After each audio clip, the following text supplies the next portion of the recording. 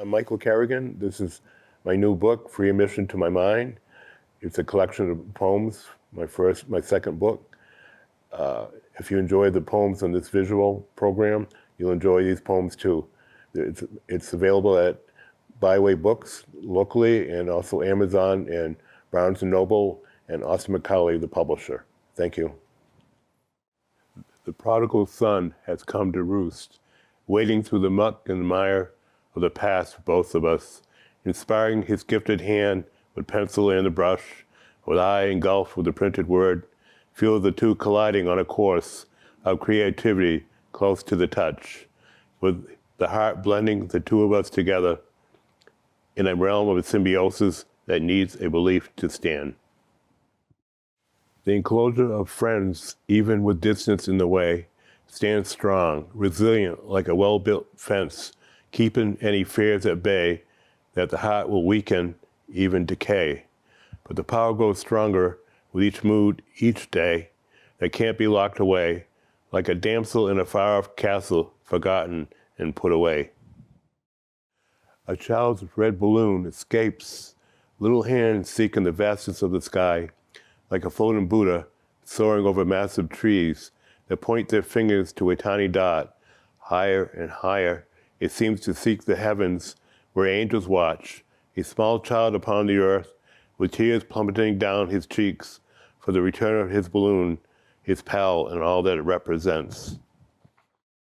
In my sailor days, the frigate, tossed in open turbulent seas, my complexion turned green, like the thrashing of water persuaded me, but sprung in liberty with dazzling white crackerjacks, worn with pride, I felt like $1,000,000 that no one could cast aside, floating under the Golden Gate in full formation on the deck, with snug Dixie hats upon our heads, our horns blared out, we have arrived, and now depart, letting our presence known as the gray dolphins and whales follow close behind.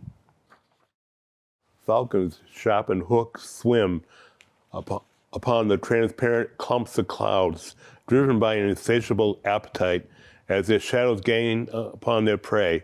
Survival seems with a need, as human beings like you and me harbor refuge with ourselves, but like the lone wolf straddled on the nearby hill, we have to at times extend a hand outside our realm with others to believe in the fortitude of a dream.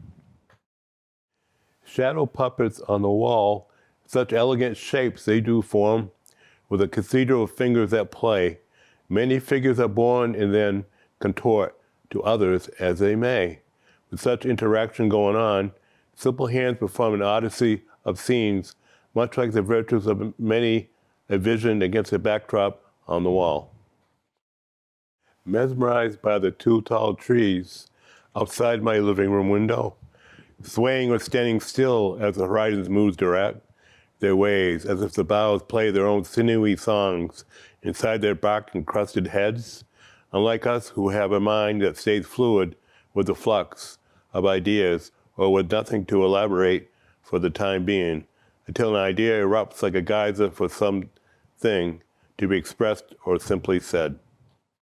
Once again, the mirror reflects back an image that is me, but is just a piece of glass that seems to take pride in mimicry, but it does not conjure up half-truths or downright lies, for the man in front of me is a person that has been cast through the ages of the exterior mold, with some seeping forth of the inner me from only a mirror, a piece of glass.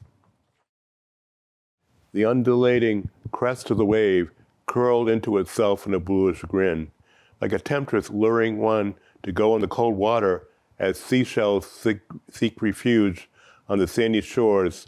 Years are swallowed up in the enormous girth of the ocean, with us just spectators of her motions, with each burst of a wave standing up at attention, then receding back again.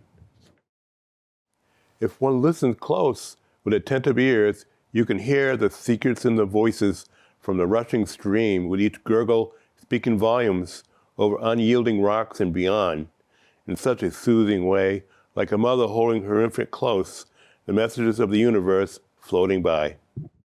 On a bridge, as the story goes, the chapters of memories read like a novel or pulp fiction of our lives, placing a bookmark at times for a pause or to savor what came before the next paragraph, could begin another turn of events in the passage of life, for we hasten to put down the book to glimpse what happens next. The manuscript still being written, unabridged as the story goes.